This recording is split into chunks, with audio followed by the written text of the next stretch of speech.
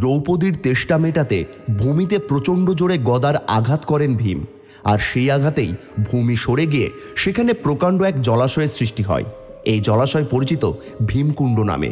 নীল জলরাশির ভীমকুণ্ড পৃথিবীর প্রাকৃতিক দুর্যোগের খবর আগেই জানিয়ে দেয়। হাজারো রহস্য ঘেরা ভীমকুণ্ডের কাহিনী রইল আজকের ভিডিওতে।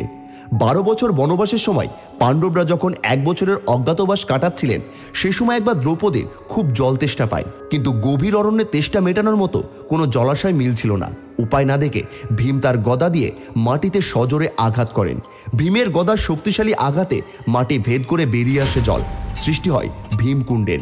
মধ্যপ্রদেশের ছতরপুর জেলায় অবস্থিত এই পবিত্র জলাধার ভীমকুণ্ড নামে পরিচিত। ভীমকুণ্ডের গুহার ছাদের কুণ্ডের ঠিক ওপরে রয়েছে একটি গর্ত। বিশ্বাস করা হয় এই গর্তটি ভীমের গদার আঘাতে তৈরি হয়। প্রতি বছর মকর সংক্রান্তির দিন এই কুণ্ডের জলে স্নান করা অত্যন্ত পবিত্র বলে মনে করেন ভক্তরা। এই পবিত্র ভীমকুণ্ডের জলের রং গাঢ় নীল, যার চারিদিকে লাল পাথরের দেওয়াল।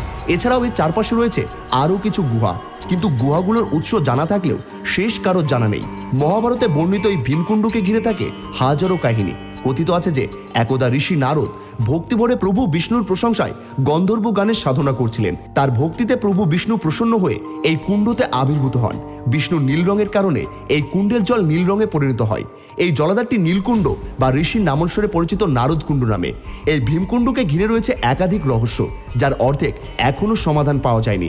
মনে করা হয় পৃথিবীতে কোনো বিপর্যয় আসলে তার আগেই বার্তা দিয়ে দেয় ভীমকুণ্ড।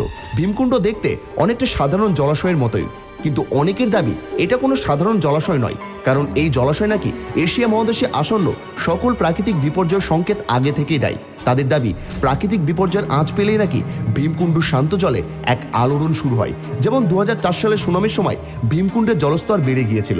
মধ্যপ্রদেশের ছতরপুর জেলায় এই কুণ্ডটি একটি ভূগর্ভস্থ গুহার মধ্যে ও গুহার মুখ থেকে প্রায় 30 মিটার ভিতরে অবস্থিত। প্রবেশদ্বারের বাম দিকে রয়েছে একটি ছোট্ট শিবলিঙ্গ। এই জলাধারের গভীরতা অসীম বলে বিশ্বাস করা হয়। দাবি করা হয় ভীমকুণ্ডের সঠিক গভীরতা এখনো পর্যন্ত কেউ মাপতে পারেনি। ভীমকুণ্ডের 250 ফুট গভীরে যাওয়ার পরই নাকি তীব্র স্রোতের উপস্থিতি টের পাওয়া যায়, কিন্তু এই স্রোতের উৎস কি, অর্থাৎ এই স্রোত কোথা থেকে আসছে, সেই রহস্য আজও ভেদ হয়নি।